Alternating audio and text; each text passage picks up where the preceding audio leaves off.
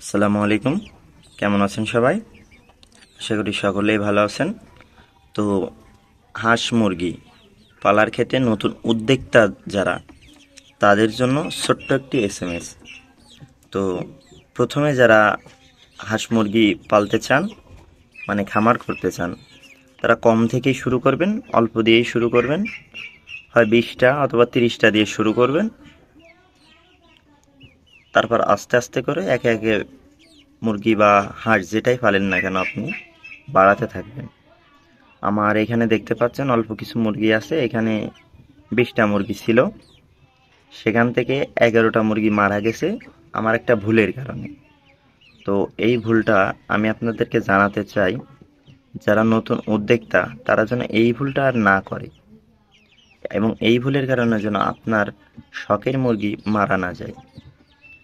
তো ভুলটা হচ্ছে কি, যে আপনি দেশি মুরগি পালেন, টাইগার মুরগি পালেন, তিতি মুরগি পালেন, এবং যে কোনো ব্রয়লার মুরগি পালেন না কেন, আপনি মুরগিকে যে খাবারটি দিবেন একেবারে ফ্রেশ খাবার দেওয়ার চেষ্টা করবেন।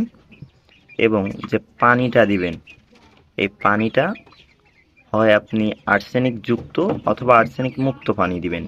যে কোনো একটা টিউবওয়েলের পানি দিবেন। পানি কখনো দুইটা একসঙ্গে দিবেন না। অর্থাৎ আজকে আপনি সকালে আর্সেনিক যুক্ত পানি দিলেন, বিকালে যে আপনি আর্সেনিক মুক্ত পানি দিলেন, এতে কিন্তু আপনার মুরগির ঠান্ডা লাগতে পারে। আর এই ঠান্ডা লাগার কারণে আপনার যে কোনো মুরগি কিন্তু মারা যেতে পারে।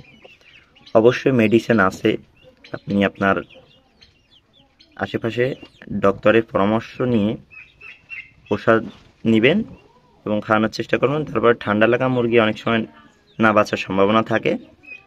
আমার এই ছোট্ট একটা ভুলের জন্য আজকে আমার 11টা মুরগি মারা গেছে। এখানে দেখতে পাচ্ছেন আমার টাইগার মুরগিগুলো। তো আপনাদের জন্য এটাই ছিল।